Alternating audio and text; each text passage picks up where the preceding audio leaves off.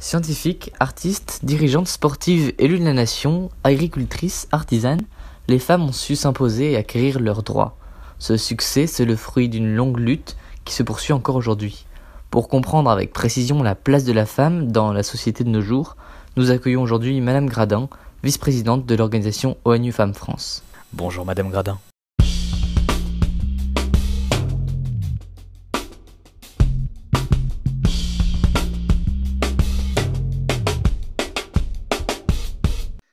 Tout d'abord, on voulait savoir un petit peu qu'est-ce que l'organisation ONU Femmes France, quand est-ce qu'elle a été créée et quels sont ses buts, pourquoi?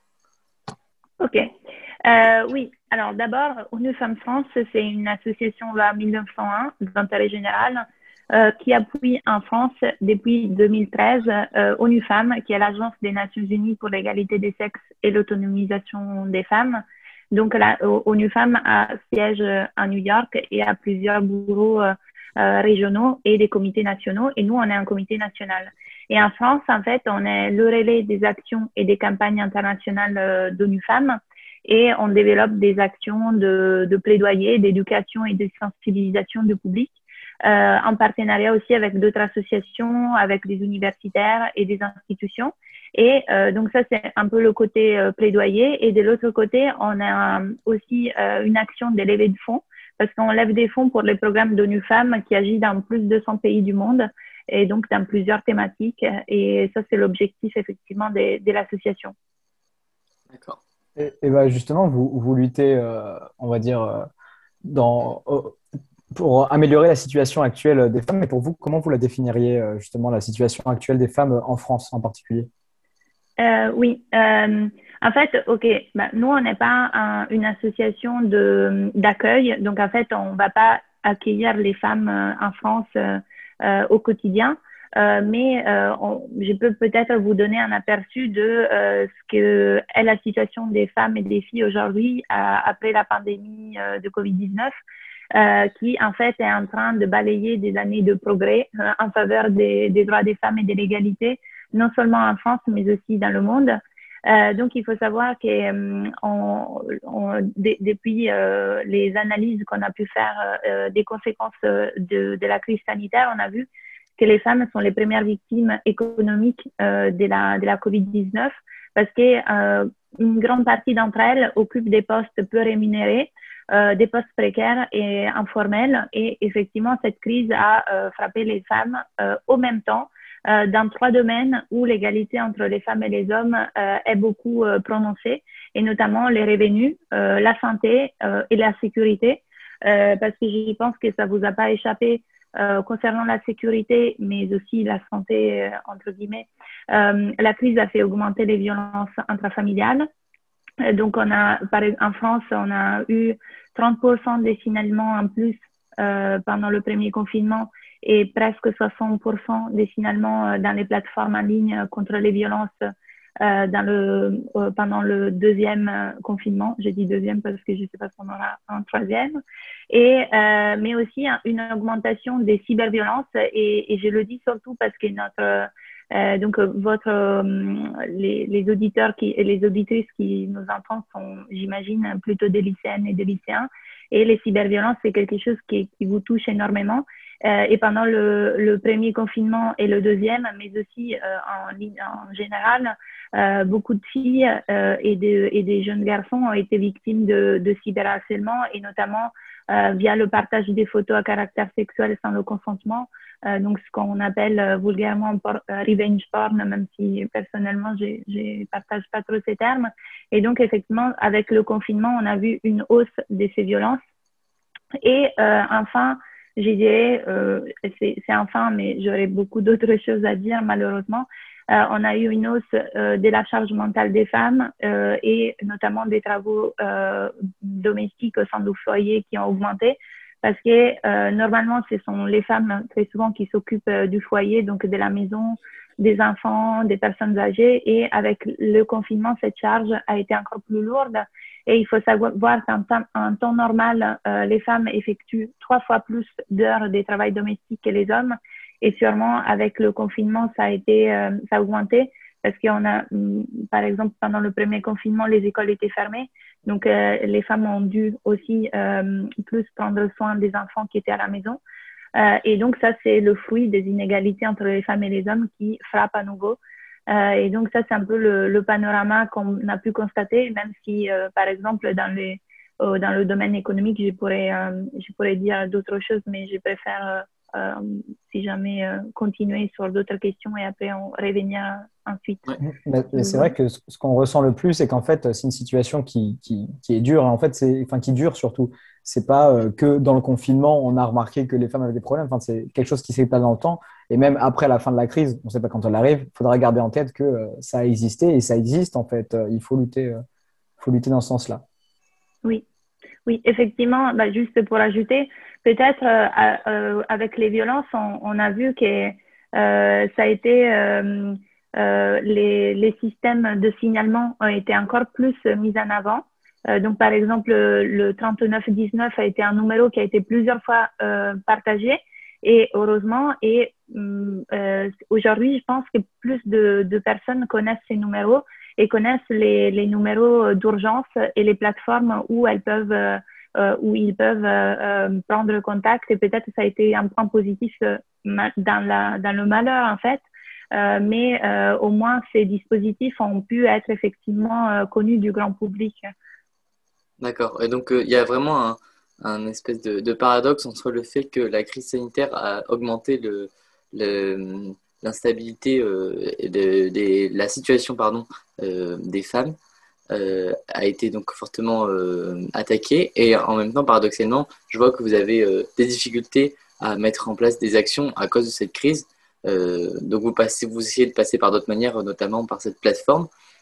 Comment vous agissez, que ce soit en temps de Covid ou sans le Covid précédemment, quels sont les enjeux d'actualité auxquels vous êtes confrontés, hormis ceux apportés par la crise?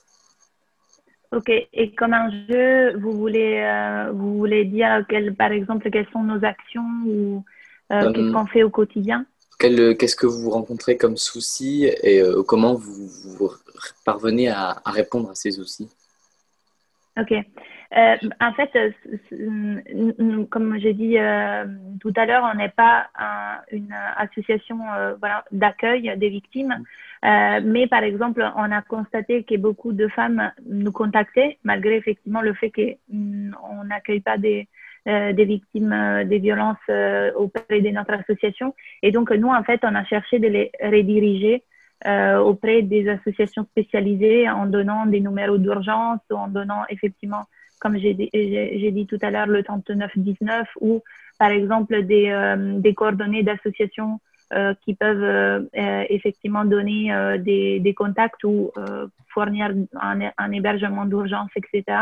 Et nous, en fait, en tant que oui, Comité national ONU Femmes France, on n'a pas on a en fait réagi avec les moyens qu'on normalement on utilise, donc avec le plaidoyer et avec la levée de fonds, parce qu'effectivement, c'est nos moyens d'action qui nous permettent effectivement d'un côté de alerter les pouvoirs publics, le grand public sur des thématiques, et donc en l'espèce les violences faites aux femmes, et aussi la levée de fonds, donc de récolter l'argent possible qui soit nécessaire pour le donner à ONU Femmes et pour qu'il soit utilisé dans des programmes dans le monde pour venir en aide à ces femmes victimes de violences.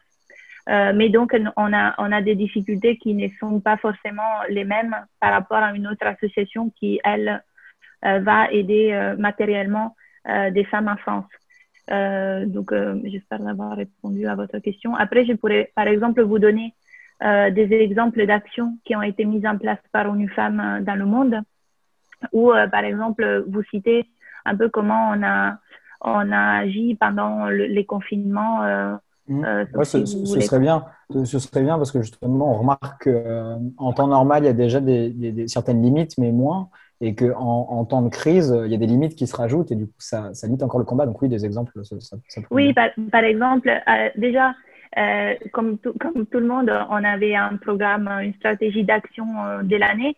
Et quand le virus a frappé, on a réorienté nos actions pour se concentrer sur, d'un côté, donc les actions de plaidoyer en analysant la situation en France et dans le monde, et du coup en écrivant des articles, des analyses pour alerter le grand public et les pouvoirs publics, et notamment à travers des tribunes ou aussi des articles sur notre site. Et de l'autre côté, avec la levée de fonds, comme je vous ai dit, on a commencé une campagne de levée de fonds pour aider les femmes et les filles dans le besoin dans les pays où ONU Femmes a des programmes. Et notamment, ONU Femmes a commencé tout de suite à mettre en œuvre des programmes dans plusieurs pays, notamment avec une réponse matérielle en Serbie auprès des refuges des survivantes. Les survivantes, c'est un terme qu'on utilise pour définir les femmes qui ont survécu aux violences. Et aussi, par exemple, au Malawi, en venant en aide avec une ligne d'assistance téléphonique, un peu ce qu'en France, c'est le 3919, ONU Femmes a pu aider des structures pour mettre en place une aide en ligne, et aussi avec un plaidoyer auprès des États. Donc, notamment en donnant des conseils sur comment réagir à la crise, parce que le problème, c'est que on ne pouvait pas, par exemple, dans les plans de sortie de crise, mais aussi pendant les confinements, je ne sais pas si vous vous souvenez, il y avait beaucoup de mesures qui étaient prises, et des fois, on oubliait complètement le côté de l'égalité entre les femmes et les hommes, le côté genré, où, par exemple, les masques n'étaient pas adaptés aux femmes, ou, par exemple, telle ou telle mesure ne répondait pas aux besoins des femmes. Et donc, ONU Femmes est allée alerter les gouvernements en disant il faudrait prendre telle ou telle mesure pour intégrer le genre dans la réponse à la crise. Et une aussi des projets qui a été mené a été la création d'un tracker, donc un tracker en ligne. Je pourrais aussi vous donner le lien si vous voulez après, pour en fait, c'est un outil de suivi qui analyse les mesures du gouvernement, donc des gouvernements dans le monde, pour voir si il y a ou pas un angle d'égalité des sexes. Et on voit que très peu de pays on a adopté cet angle pour de la crise sanitaire. D'accord. C'est quelques exemples, mais après. Pour revenir un peu sur ce tracker, pour voir si j'ai bien compris, on est d'accord, c'est pour un peu, ça analyse les mesures qui sont prises, et c'est pour voir un peu si dans la ligne directive que va prendre le gouvernement dans ces mesures, on est dans un cadre qui va favoriser, on va dire, l'égalité des sexes et des genres, en fait, l'égalité entre tous, c'est ça? Oui, exactement. Ou juste pour savoir si effectivement la mesure est compatible, entre guillemets, avec l'égalité, ou si elle prend pas en compte les femmes, Donc, tout simplement. il y a un travail d'analyse, et puis après, justement, on alerte et de corriger le tir, on va dire. Oui, exactement. Oui. Ok. Et donc la mise en place de ce tracker, elle vous a amené à travailler avec d'autres antennes nationales, j'imagine? Oui, ça c'était une question intéressante, parce que comme antenne nationale, vous pensez à d'autres comités comme nous, ou des associations, par exemple? Voilà, Je un peu pensais de tout, un plutôt. peu des deux, parce Ouais, que voilà. notamment pour le Oui. podcast de l'égalité, on voit qu'il y avait une genre de relation avec le centre Hubertine. Voilà, donc, Oui. Oui, donc effectivement, nous, on est la seule antenne d'ONU Femmes en France, et nous travaillons avec d'autres comités nationaux, mais dans d'autres pays. Donc, par exemple, en Europe, il y a 8 comités, notamment il y a un comité en Allemagne, au Royaume-Uni, aux Pays-Bas, en Islande, etc. Et on est très souvent, on s'est réunis une fois par an pour discuter disons des projets qui sont mis en place pour coordonner un peu nos actions.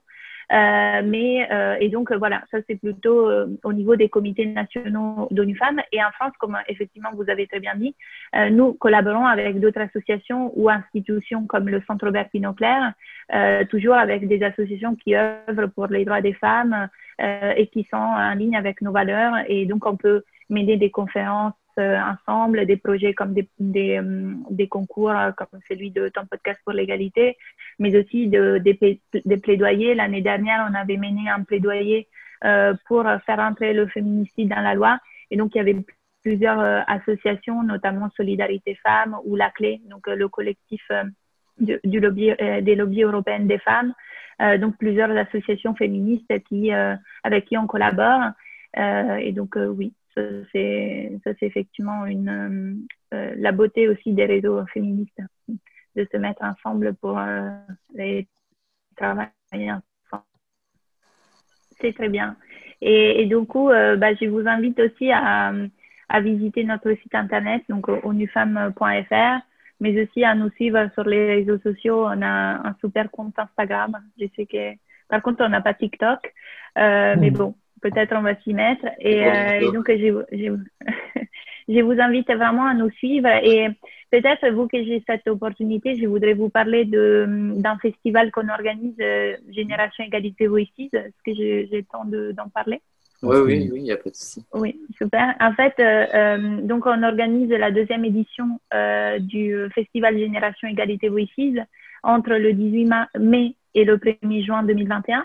Et donc, l'objectif de ces festivals, c'est de valoriser des actions des terrains et les citoyens et les citoyennes françaises qui sont mobilisés pour les droits des femmes et l'égalité.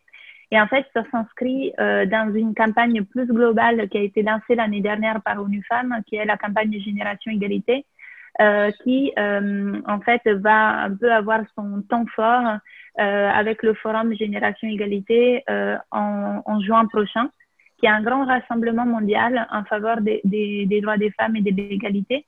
Et notre festival, en fait, invite vraiment toutes les personnes qui souhaitent, donc ça soit des particuliers, des associations, toutes sortes de personnes qui sont mobilisées pour les droits des femmes, à postuler à notre appel à manifestation d'intérêt et pour proposer un projet, et ça peut être n'importe quel projet qui concerne les droits des femmes. Donc, ça peut être une conférence, une exposition, un livre, un événement, toutes sortes de projets, des podcasts aussi. Donc, même reproposer des podcasts que vous avez créés pour être, par exemple, labellisé Génération Égalité Voices et ONU Femmes France.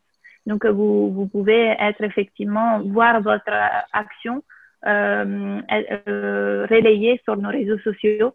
Et donc, ça, c'est une belle opportunité pour, par exemple, mettre la lumière sur des actions des citoyens et des citoyennes qui souhaitent s'engager pour les droits des femmes et qui ont envie effectivement de porter cette génération égalité.